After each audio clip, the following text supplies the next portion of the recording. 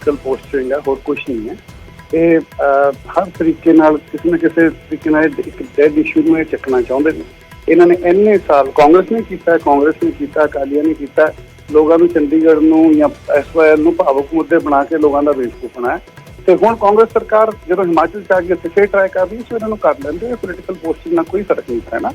ਹਾਂ, ਇਹ ਜ਼ਰੂਰ ਹੈ ਕਿ ਇੰਨੀ ਗੱਲ ਨਹੀਂ ਸਮਝ ਪਾ ਰਹੇ ਕਿ ਇਹਦੇ ਨਾਲ ਇਹ ਜਿਹੜਾ ਲੋਕਾਂ 'ਚ ਆਪਸੀ ਜਿਹੜਾ ਭਾਈਚਾਰਾ ਹੁੰਦਾ ਉਹ ਖਰਾਬ ਤਾਂ ਨਹੀਂ ਹੁੰਦਾ, ਪਰ ਇੱਕ ਐਵੇਂ ਬਦਇਜ਼ਮੀ ਫੈਲ ਜਾਂਦੀ ਹੈ which is not good for anybody. So ਇਹ ਇਹਨਾਂ ਨੂੰ नहीं करना चाहिए। जी ठीक है, गरेवाल साहब बने रहो साडे नाल। और दूसरे पासे साडे नाल सुशांत कपरटे जुड़ चुके ने, स्पोक्स पर्सन ने हिमाचल कांग्रेस तो। सुशांत, आपका बहुत बहुत स्वागत है। जानना चाहेंगे आपसे कि आप कुछ इस समय हिमाचल की ओर से चंडीगढ़ को लेकर दावा ठोका जा रहा है क्योंकि सब कमेटी बना दी गई है। देखिए मैम, अगर आप आपके ध्यान में हो, पंजाब पुनर्गठन अधिनियम 1966 में 7.19% जो है वो स्टेट की बात की गई थी हिमाचल की, जिसमें पॉपुलेशन वाइज और एरिया वाइज जो था उसको एक सारी स्टेट्स का कोटा फिक्स किया गया था। अगर आपके ध्यानार्थ मैं ये भी डालना चाहूंगा कि हिमाचल प्रदेश का BBMP में जो स्टेक बनता है 7.19% का, वो आज तक नहीं दिया गया, जबकि 1966 में ये सारी चीजें इन्फोर्स आ चुकी थी। अगर हिमाचल प्रदेश अपने हक मांग रहा है तो वो गलत कैसे है? किस प्रकार से, मुझे ये समझ में नहीं आ रहा कि हमारे जो पड़ोसी राज्य में जो इस समय सरकार है सत्ता में, वो किस प्रकार से ये कह रही है कि हिमाचल का स्टेक गलत है, क्योंकि हम तो वो चीज मांग रहे हैं जो हमारा अपना राइट है। और जहां तक चंडीगढ़ पे स्टेक की बात है, एक कमेटी का जिसका गठन किया गया, जिसमें हमारे सीनियर जो पार्टी के मिनिस्टर्स है वो इन्वॉल्व किए गए, और डेफिनेटली अगर ये चीज की गई है तो हिमाचल के अपने जो राइट्स है, अपने जो स्टेक्स है, अगर उसको वापस लेने की बात की जा रही है तो मुझे नहीं लगता आपसी भाईचारा खराब होगा। आपसी भाईचारा नहीं खराब होगा, अभी तो हिमाचल की जो फाइनेंशियल कंडीशन है, क्योंकि हिमाचल को अगर आप ध्यान वाटर जो है, वाटर सोर्सेज हिमाचल की इकोनॉमी का एक बहुत बड़ा फैक्टर है।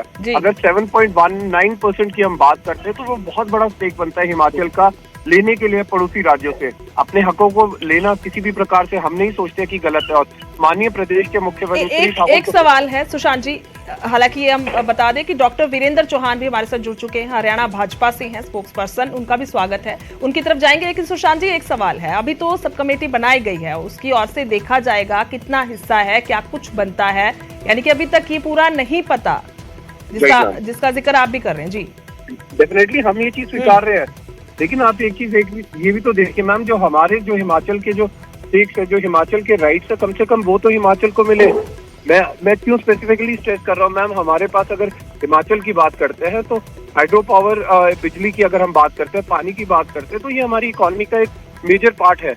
अगर हमारे को ये स्टेक्स मिलता, अगर हमारे को ये शेयर मिलता है तो हिमाचल की इकोनॉमी में सुधार होता है। और स्टेट्स को, जिन राज्यों को बिजली मिल रही है, जिन राज्यों को पानी मिल रहा है, तो मैं नहीं सोचता कि उन्हें किसी भी प्रकार से दुख होना चाहिए कि अगर वो बिजली ले रहे हैं तो हिमाचल का स्टेक तो देना वो।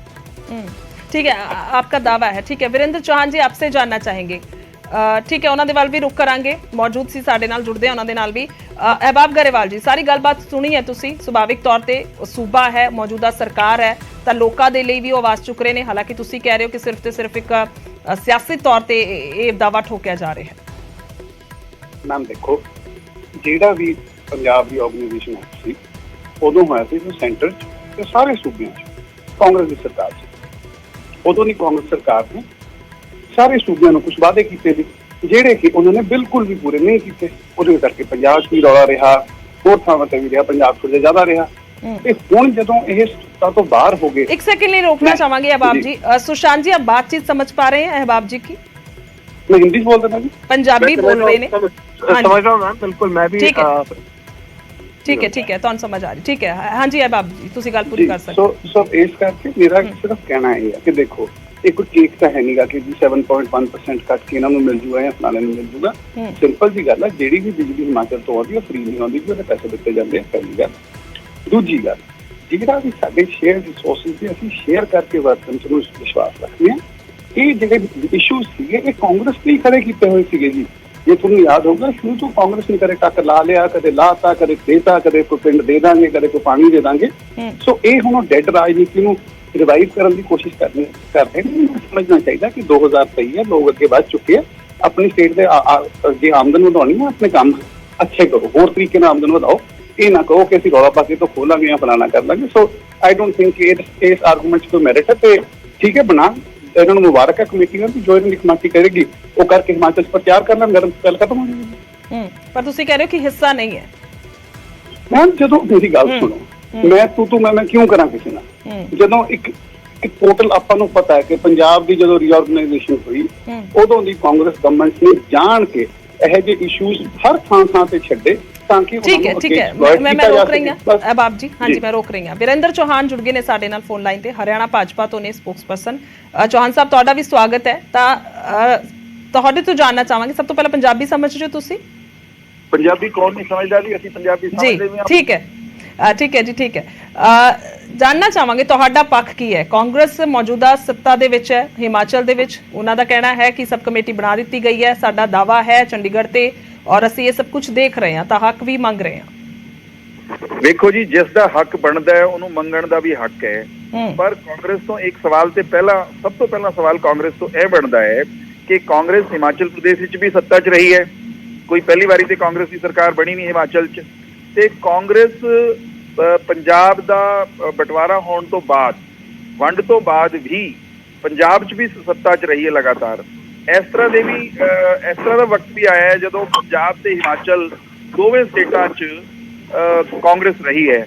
ਤੇ ਕਾਂਗਰਸ ਨੂੰ ਇਹ ਪੁੱਛ ਲਓ ਤੁਸੀਂ ਕਿ ਵੀ ਉਹ ਉਸ ਵੇਲੇ ਸੁੱਤੇ ਪਏ ਸੀ, ਉਹਨਾਂ ਨੂੰ ਆਪਣੇ ਹੱਕ ਉਧਰ ਹੀ ਯਾਦ ਆਉਂਦੇ ਸੀਗੇ ਉਸ ਦਿਨ ਜਿਸ ਵੇਲੇ ਉਹਨਾਂ ਦਾ ਰਾਜ ਸੀਗਾ ਪੰਜਾਬ ਵਿੱਚ ਵੀ। ਇੱਕ ਗੱਲ ਤਾਂ ਇਹ, ਪਰ ਫਿਰ ਵੀ ਮੈਂ ਇੱਕ ਗੱਲ ਕਹਿਣਾ ਬਈ ਹੱਕ ਪੰਜਾਬ ਨੇ ਸਾਡੇ ਵੀ ਮਾਰੇ ਹੋਏ ਨੇ। ਸਾਡਾ ਪਾਣੀਆਂ ਦਾ ਹੱਕ ਅੱਜ ਤੱਕ ਪੰਜਾਬ ਨੇ ਦਿੱਤਾ ਨਹੀਂ, ਸਾਨੂੰ ਸਾਡੇ ਹਿੰਦੀ ਭਾਸ਼ੀ ਜਿਹੜੇ ਇਲਾਕੇ ਨੇ ਉਹ ਸਾਨੂੰ ਅੱਜ ਤੱਕ ਨਹੀਂ ਮਿਲੇ, ਸਾਨੂੰ ਸਾਡੀ ਰਾਜਧਾਨੀ ਅੱਜ ਤੱਕ ਨਹੀਂ ਮਿਲੀ। ਤੇ ਹੱਕਾਂ ਦੀ ਲੜਾਈ ਤੇ ਅਸੀਂ ਵੀ ਲੜਨ ਰਹੇ ਹਾਂ। ਹਿਮਾਚਲ ਜੇ ਸਾਡੇ ਨਾਲ ਮਿਲ ਕੇ ਹੱਕਾਂ ਦੀ ਲੜਾਈ ਸਾਡੇ ਨਾਲ ਮਿਲ ਕੇ ਵੀ ਲੜਨਾ ਚਾਹੁੰਦਾ ਹੈ ਤੇ ਸਾਨੂੰ ਕੋਈ ਦਿੱਕਤ ਨਹੀਂ। ਅਸੀਂ ਇਹ ਵੀ ਪਰਹੇਜ਼ ਛੱਡ ਦਿਆਂਗੇ ਕਿ ਉਹ ਕਾਂਗਰਸ ਦੀ ਸੱਤਾ ਉੱਤੇ ਤੇ ਸਾਡੇ ਬੀਜੇਪੀ ਦੀ ਹੈ। ਗੱਲ ਇਹ ਹੈ ਕਿ ਪੰਜਾਬ ਰੀਆਰਗੇਨਾਈਜੇਸ਼ਨ ਐਕਟ ਦੇ ਅੰਤਰਗਤ ਜਿਹੜੀ ਸਟੇਟ ਦਾ ਜਿਹੜਾ ਹੱਕ ਬਣਦਾ ਹੈ ਉਹ ਤਾਂ ਇੱਕ ਪਾਰਲੀਮੈਂਟ ਦਾ ਐਕਟ ਹੈਗਾ ਨਾ, ਪਾਰਲੀਮੈਂਟ ਦਾ ਕਾਨੂੰਨ ਹੈ। ਪਾਰਲੀਮੈਂਟ ਦੇ ਐਕਟ ਦੇ ਰਾਹੀਂ ਜਿਸ ਤਰ੍ਹਾਂ ਜਿਨ੍ਹਾਂ ਸ਼ਰਤਾਂ ਤੇ ਵੰਡ ਹੋਈ ਸੀ ਪੰਜਾਬ ਦੀ, ਜਿਨ੍ਹਾਂ ਸ਼ਰਤਾਂ ਤੇ ਹਿਮਾਚਲ ਤੇ ਹਰਿਆਣਾ ਬਣੇ ਨੇ ਤੇ ਨਵਾਂ ਪੰਜਾਬ ਬਣਿਆ, ਉਹਨਾਂ ਸਾਰੀ ਸ਼ਰਤਾਂ ਨੂੰ ਪੂਰਾ ਕੀਤਾ ਜਾਣਾ ਚਾਹੀਦਾ ਹੈ। ਸਾਨੂੰ SYL ਦੇ ਰਾਹੀਂ ਰਾਵੀ ਬਿਆਸ ਦੇ ਪਾਣੀ 'ਚ ਜਿਹੜਾ ਸਾਡਾ ਹਿੱਸਾ ਬਣਦਾ ਹੈ, ਹੱਕ ਬਣਦਾ ਹੈ, ਉਹ ਮਿਲਣਾ ਚਾਹੀਦਾ ਹੈ। ਸਾਨੂੰ ਸਾਡਾ ਹਾਈ ਕੋਰਟ ਵੀ ਚਾਹੀਦਾ ਹੈ, ਸਾਨੂੰ ਸਾਡੀ ਰਾਜਧਾਨੀ ਵੀ ਚਾਹੀਦੀ ਹੈ। ਤੇ ਉਹਦੇ ਨਾਲ ਜਿਹੜੇ ਹਿੰਦੀ ਭਾਸ਼ੀ ਇਲਾਕੇ ਨੇ ਪੰਜਾਬ ਦੇ, ਜਿਹੜੇ ਸਾਡੇ ਹਰਿਆਣੇ 'ਚ ਮਿਲਣੇ ਚਾਹੀਦੇ ਸੀ 1966 'ਚ ਜਾਂ ਬਾਅਦ ਵਿੱਚ, ਉਹ ਵੀ ਸਾਨੂੰ ਮਿਲਣੇ ਚਾਹੀਦੇ ਨੇ। ਅਸੀਂ ਵੀ ਲੜਨ ਡਏ ਹਾਂ, ਅਸੀਂ ਵੀ ਹੱਕਾਂ ਵਾਸਤੇ ਤੁਸੀਂ ਕਹਿ ਸਕਦੇ ਹੋ ਸਾਡਾ ਵੀ ਸੰਘਰਸ਼ ਜਾਰੀ ਹੈ। ਸਾਡੇ ਨਾਲ ਤਾਂ ਹੋਰ ਮਾੜੀ ਬਣੀ ਹੈ। SYL ਦੇ ਪਾਣੀ ਦੇ ਮੁੱਦੇ ਤੇ ਤੁਹਾਨੂੰ ਪਤਾ ਹੈ ਕਿ ਮਾਨਯੋਗ ਸੁਪਰੀਮ ਕੋਰਟ 'ਚ ਮਾਮਲਾ ਗਿਆ। ਪੰਜਾਬ ਨੇ ਸਾਰੀ ਆਪਣੀ ਤਾਕਤਾਂ ਲਾ ਲਈਆਂ, ਸਾਰੇ ਇਹਨੇ ਵੱਡੇ ਵਕੀਲ ਇਹਨਾਂ ਨੇ ਅਦਾਲਤ 'ਚ ਪੇਸ਼ ਕੀਤੇ ਤੇ ਸਾਲੋਂ ਸਾਲ ਸੁਣਵਾਈ ਤੋਂ ਬਾਅਦ ਮਾਨਯੋਗ ਸੁਪਰੀਮ ਕੋਰਟ ਨੇ ਇੱਕ ਵਾਰੀ ਨਹੀਂ ਤਿੰਨ ਵਾਰੀ ਹਰਿਆਣਾ ਦੇ ਹੱਕ 'ਚ ਫੈਸਲਾ ਦਿੱਤਾ ਹੋਇਆ ਹੈ। ਉਸ ਤੋਂ ਬਾਵਜੂਦ ਪੰਜਾਬ ਦੀ ਆਮ ਆਦਮੀ ਪਾਰਟੀ ਦੀ ਸਰਕਾਰ ਹਰਿਆਣਾ ਦੀ ਗੱਲ ਸੁਣਨ ਵਾਸਤੇ ਤਿਆਰ ਨਹੀਂ। ਛੱਡੋ ਹਰਿਆਣਾ ਦੀ ਗੱਲ ਤੇ ਇਹਨਾਂ ਨੇ ਸੁਣਨੀ ਕੋਈ ਨਹੀਂ, ਇਹ ਤਾਂ ਸੁਪਰੀਮ ਕੋਰਟ ਦੀ ਗੱਲ ਸੁਣਨ ਵਾਸਤੇ ਤਿਆਰ ਨਹੀਂ, ਕੇਂਦਰ ਸਰਕਾਰ ਦੀ ਗੱਲ ਸੁਣਨ ਵਾਸਤੇ ਤਿਆਰ ਨਹੀਂ। ਪੰਜਾਬ ਦਾ ਰਵੱਈਆ, ਪੰਜਾਬ ਦੀ ਮੌਜੂਦਾ ਸਰਕਾਰ ਦਾ, ਉਹ ਕੋਈ ਡੈਮੋਕ੍ਰੈਟਿਕ ਰਵੱਈਆ ਨਹੀਂ ਹੈ, ਕੋਈ ਚੰਗਾ ਰਵੱਈਆ ਨਹੀਂ ਹੈ। ਤੇ ਅਸੀਂ ਆਪਣੀ ਲੜਾਈ ਲੜਨ ਹਾਂ। ਸਾਨੂੰ ਭਰੋਸਾ ਹੈ ਕਿ ਅਸੀਂ ਕਨਸਟੀਟਿਊਸ਼ਨਲ ਰਾਸਤੇ ਤੇ ਚੱਲ ਕੇ ਸੰਵਿਧਾਨ ਦੇ ਰਾਹੀਂ, ਸੁਪਰੀਮ ਕੋਰਟ ਦੇ ਰਾਹੀਂ ਆਪਣੇ ਹੱਕ ਲੈ ਲਿਆਂਗੇ।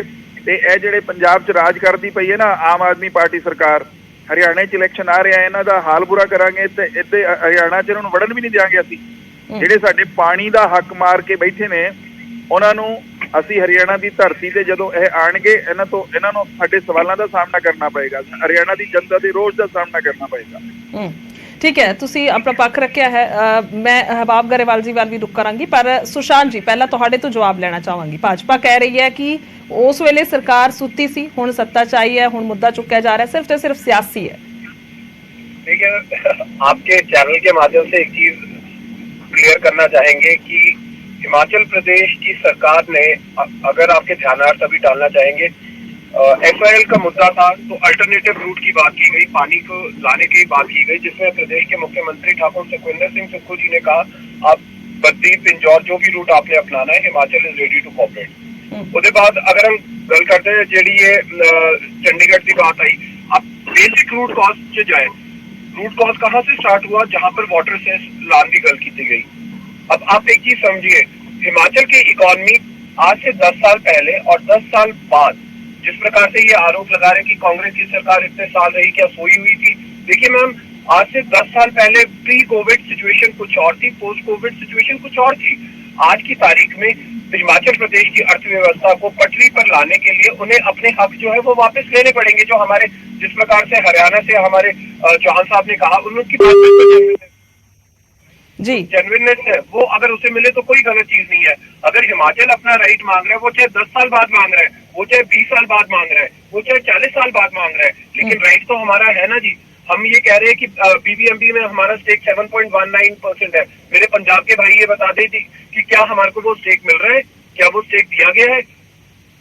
देखिए, इस तरीके से सारे पड़ोसी राज्यों को मिलजुल कर चलना है, लेकिन ऐसे तो ना करे कि किसी प्रदेश के जितने हित है वही खत्म कर दे।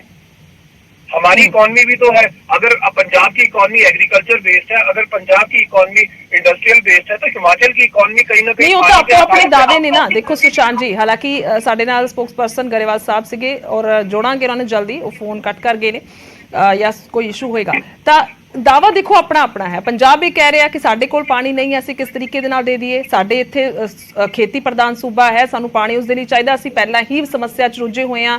ਹਰਿਆਣਾ ਉਧਰੋਂ ਦੂਸਰੇ ਪਾਸੇ ਦਾਵਾ ਕਰ ਰਿਹਾ, ਉਹਨਾਂ ਦੀ ਆਪਣੀ ਸਮੱਸਿਆ ਤਾਂ ਟੇਬਲ ਤੇ ਬੈਠ ਕੇ ਵੱਡੇ ਮੁੱਦੇ ਨੇ। ਪਰ ਹੁਣ ਜੋ ਨਵਾਂ ਦਾਵਾ ਠੋਕਿਆ ਜਾ ਰਿਹਾ, ਇਸ ਨੂੰ ਲੈ ਕੇ ਸਵਾਲ ਹੈ ਜੋ ਚੰਡੀਗੜ੍ਹ ਤੇ ਦਾਵਾ ਠੋਕਿਆ ਜਾ ਰਿਹਾ। सुशांत जी, देखिए मैम, पंजाब रीऑर्गेनाइजेशन का जो ये 1966 का एक्ट है, हम तो कह रहे हैं उसी को स्टडी कर रहे हैं। अभी तो स्टडी करने पर अगर इस प्रकार की प्रतिक्रिया आ रही है तो डेफिनेटली हमें ये लगता है कि कहीं ना कहीं हिमाचल का जेन्युइन स्टेक है, जिसको पंजाब की सरकार भी मान रही है कि हिमाचल को टाइमली बाहर कर दो, अदरवाइज जेन्युइननेस है। अगर जेन्युइननेस नहीं होती तो मुझे नहीं लगता था कि पंजाब की सरकार किसी भी केस पे ये बोलती। उन्हें तो कहना चाहिए था, अगर आपकी जेन्युइननेस से बनाइए आप कमेटी, लीजिए आप चंडीगढ़ में स्टेक अगर आपका बनता है तो डेफिनेटली। अगर ठाकुर सुखविंदर सिंह सुक्खू जी ने ये कदम उठाया है तो कहीं ना कहीं लीगल एस्पेक्ट्स और लीगल पैरामीटर्स भी तो कंसिडर किए गए हैं। हिमाचल जो रीऑर्गेनाइजेशन पंजाब का हुआ है उसको भी स्टडी किया गया है। इस प्रकार से जो हिमाचल के दावे हैं उसको खारिज करना कि हिमाचल का स्टेक चंडीगढ़ पे नहीं बनता है, वो टेक्निकली दैट इज इनकरेक्ट। और वो कहीं ना कहीं बिना स्टडी किए हुए इस चीज पे प्रतिक्रिया देना, मैं कहता हूँ पंजाब के पार्ट में भी गलत है। अगर मैं हिमाचल को अभी रिप्रेजेंट कर रहा हूँ, कांग्रेस पार्टी को रिप्रेजेंट कर रहा हूँ, हमने लीगल एस्पेक्ट स्टडी करने के लिए पंजाब के बारे में तो समझ लो आप। पंजाब के बारे में एक बात समझ लीजिए कि लीगल आप कह रहे हो स्टडी कर लें, पंजाब सुप्रीम कोर्ट के ऑर्डर को मानने के लिए तैयार नहीं है, सुप्रीम कोर्ट के मल्टीपल ऑर्डर को मानने के लिए तैयार नहीं है। आपकी हमारी लड़ाई तो ये है, आप अभी सब कमेटी बना दो, क्यों बनाएंगे? वो नहीं सुनते किसी की, समस्या तो यही है। यही तो हम कह रहे हैं सर, हम तो कह रहे हैं कि हम पड़ोसी राज्यों के साथ पूरा कोऑपरेट करने के लिए तैयार है, लेकिन उसमें भी पंजाब को प्रॉब्लम है। अब कहीं ना कहीं स्टेक्स तो सबके फेस करने पड़ेंगे और ऐसा नहीं है कॉम्प्रोमाइजेस से ही बात आगे बढ़ेगी। टेबल पे बैठेंगे, सारे मुख्यमंत्री बैठेंगे तो पॉजिटिव स्टेप्स ही आगे आएंगे। बेटरमेंट जो है वो पूरे ना केवल प्रदेशों की अपितु पूरे देश की देखनी है, और ये भी देखना है कि कहीं ऐसे ना हो कि कोई प्रदेश इस लड़ाई में बिल्कुल ही खत्म हो जाए। ठीक है, हम कोशिश करते, लेकिन वो अभी हमारे साथ नहीं है आम आदमी पार्टी के स्पोक्स पर्सन, उनसे जवाब जरूर लेते। लेकिन फिलहाल शुक्रिया बहुत बहुत बातचीत के लिए। सुशांत जी आपका भी धन्यवाद और वीरेंद्र जी आपका भी शुक्रिया। ताए ਵੱਡਾ ਮੁੱਦਾ ਹੈ ਇਸ ਵੇਲੇ, 3 ਸੂਬੇ ਜਿਹੜੇ ਨੇ ਇੱਕ ਪਲੇਟਫਾਰਮ ਤੇ ਸੀਗੇ, ਗੱਲਬਾਤ ਕਰ ਰਹੇ ਸੀ ਸਾਡੇ ਨਾਲ, ਪੰਜਾਬ, ਹਿਮਾਚਲ ਤੇ ਹਰਿਆਣਾ, ਔਰ ਤਿੰਨਾਂ ਦਾ ਆਪੋ ਆਪਣਾ ਦਾਵਾ ਹੈ। ਤੇ ਇਸ ਵੇਲੇ ਇਹ ਮੁੱਦਾ ਇਸ ਕਰਕੇ ਵੀ ਉਠਿਆ ਹੈ ਕਿਉਂਕਿ ਹਿਮਾਚਲ ਦੇ ਵੱਲੋਂ ਇੱਕ ਸਬ ਕਮੇਟੀ ਬਣਾ ਦਿੱਤੀ ਗਈ ਹੈ ਜਿਸ ਦੇ ਵਿੱਚ ਉਹਨਾਂ ਨੇ ਚੰਡੀਗੜ੍ਹ 'ਚ ਹਿੱਸੇਦਾਰੀ ਮੰਗੀ ਹੈ, ਜਾਂ ਹਿੱਸੇਦਾਰੀ ਕਿੰਨੀ ਬਣਦੀ ਹੈ ਉਸ ਨੂੰ ਲੈ ਕੇ ਸਾਰਾ ਕੁਝ ਵਾਚਿਆ ਜਾਏਗਾ, ਘੋਖ ਕੀਤੀ ਜਾਏਗੀ। ਉਸ ਦੇ ਲਈ ਇਹ ਕਮੇਟੀ ਤਿਆਰ ਕੀਤੀ ਗਈ ਹੈ, ਉਹ ਰਿਪੋਰਟ ਸੌਂਪੇਗੀ ਸਰਕਾਰ ਨੂੰ, ਉਸ ਬਿਹਾਫ ਤੇ ਫਿਰ ਕੰਮ ਸ਼ੁਰੂ ਹੋਏਗਾ। ਪਰ ਉਸ ਨੂੰ ਲੈ ਕੇ ਤਿੰਨੇ ਆਪਣਾ ਦਾਵਾ ਕਰ ਰਹੇ ਨੇ।